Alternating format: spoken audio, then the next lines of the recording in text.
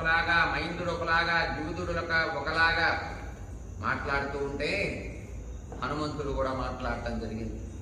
అన్ని శాస్త్రాలపైన అవగాహన కలిగినటువంటి హనుమంతుడు, సంస్కారం చేత బాగా నిండిన హృదయం కలిగినటువంటి హనుమంతుడు, సుగ్రీవుడికి మంత్రి అయినటువంటి హనుమంతుడు, మంత్రులందరిలో ఉత్తముడైనటువంటి హనుమంతుడు చక్కగా మంచిగా తక్కువ మాటలతో మంచిగా రాముడితో మాట్లాడాట.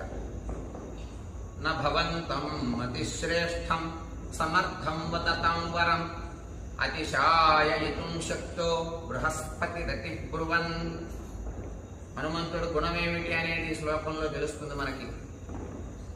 బుద్ధిమంతుడవు, గొప్పవాడవు, సమర్థుడవు, మాట్లాడటంలో బాగా ఉత్తముడవు, అట్టి నిన్ను బృహస్పతితో పోల్చాలి అని వానరులంతా కూడా హనుమంతుడిని అంటున్నారు.